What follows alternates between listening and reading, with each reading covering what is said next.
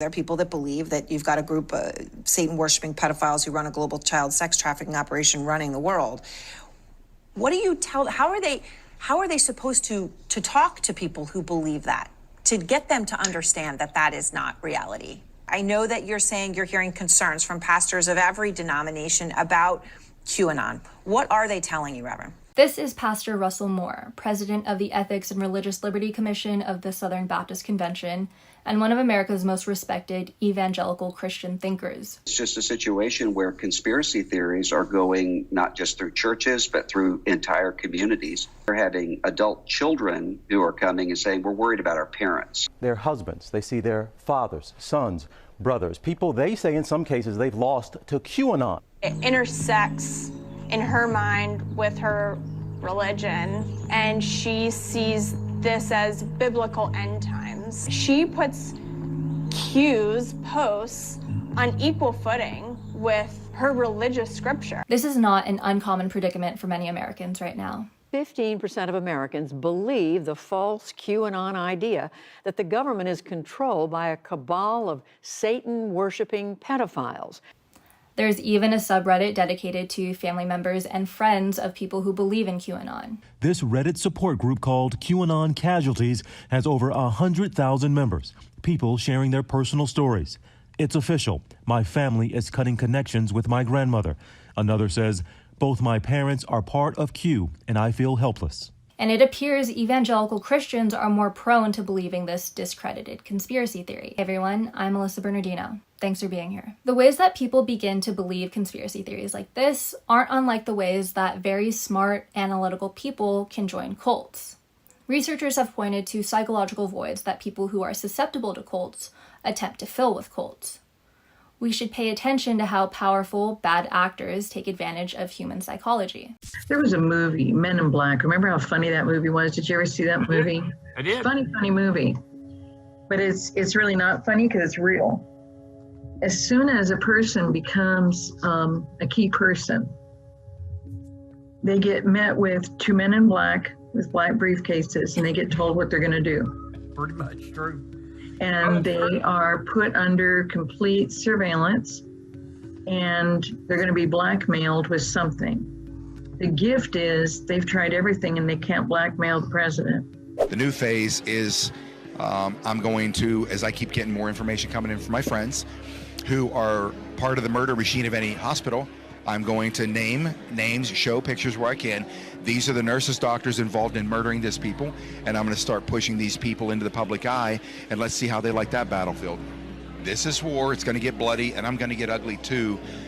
No less ugly than any 1776 preacher that dropped his Bible on the lectern, grabbed his muzzle loader or musket and went out and put balls and bullets inside people and watched blood flow on a battlefield. That's what they had to do. That's in the name of Christ. It's an evil enemy. Any of the minions, including the doctors and nurses who are part of it, knowingly or unknowingly, that's not for me to sort out. Yep. But they need to know what's coming next, and that's the only other battle that I can see in my future now coming up after what happened to Kirsten W. President Trump said that him and Melania took the vaccine. I can't stress enough that he did not, and she did not. I mean, I have a close contact with him. He did not, guys, okay? He's talking about something else. I mean, he's been talking about HCG. He took a placebo.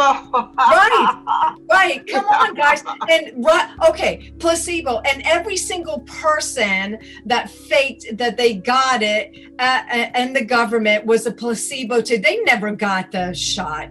The jab with, mRNA. Come on, they're not that stupid. The GOP is outwardly embracing QAnon more than ever, with several candidates turning up at a QAnon-sponsored event in Pennsylvania.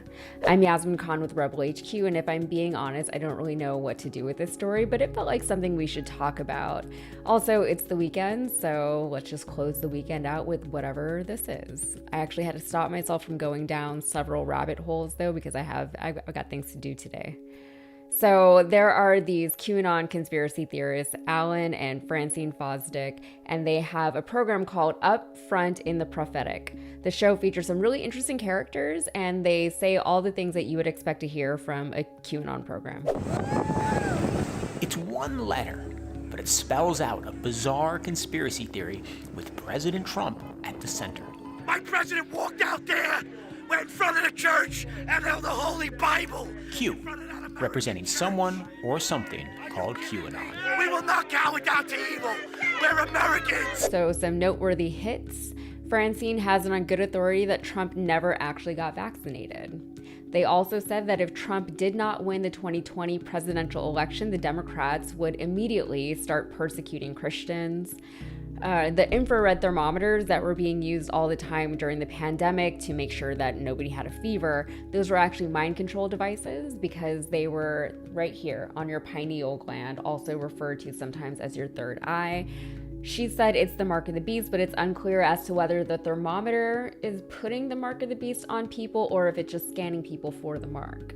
A guest on the show, a pastor, said that the deaths in Joe Biden's family, specifically his wife, his daughter, and his son, were all sacrifices that he made to Satan for the sake of his political career. How does the pastor know this? Because he has contacts with the FBI. But back to Francine, she's also said that Joe Biden has been eliminated, and we're now just seeing some guy in a mask pretend to be Joe Biden, unless that still is Joe Biden and he's just been possessed by demons or something. I don't know. Their line of thinking is sometimes a little hard to follow. What about, though, the people who engaged in violence on January 6th? You mean the cops? January 6th was bad. Well, January 6th was not bad. January 6th. 140 police officers got injured. Well, I don't believe that. Who was responsible for that? Do you want to know my honest opinion? I think the Capitol Police had a lot to do with it. I've seen videos of them opening the doors for these people. You see the video of the Patriots walking through, looking around, like nothing. And there's also videos of the Capitol Police having the crap beat out of them with flagpoles and all. If you look at the other videos, what happened was they were throwing those smoke bombs. They incited, something happened where the violence was incited because those people, there was like 500,000 people or maybe 1 million people there, and it was a peaceful gathering. It was not what they're trying to say it was. Or video of an attacker beating officers with a table leg and nails. One shows a man with a canister dousing the cops below him with a thick spray of some kind. So you think January 6th was a setup? I think it was infiltrated. Not the whole thing was a setup. You had some stupid people doing stupid things. And some of those stupid people were fighting with police. Yes, they were. But there was a lot of people instigating. If you go to a concert, 30,000 people, there's going to be 100 up front getting drunk and arrested, but that's never the story. It's the concert, right? But there's video of them using like flagpoles and beating cops and using... Them is a pronoun which has not been defined. Okay. More than two. Sure. Well, there were more than two provocateurs, and they were not Trump people. We know this. I know this. I met them. I saw them. They were carrying Trump flags? You think it was Antifa that carried that out? I know for a fact. How come the judges, how come nobody else has seen that? I mean, because there have been so many cases and prosecutions. That's a question, because actually many other people have seen that. The people who are blind are those who will not see. Were you disappointed by the violence on January the 6th? I was disappointed. I don't believe it was true patriots. I believe it was a staged event. When I watched the videos of the security opening the gates. Stuff that happened on January 6th, did that upset you? You were there. I was there. I know it was like a setup because everybody went with a book bag, everybody went with walkie-talkie. I saw all of that. So a setup by who? I think it's set up by the Democrat.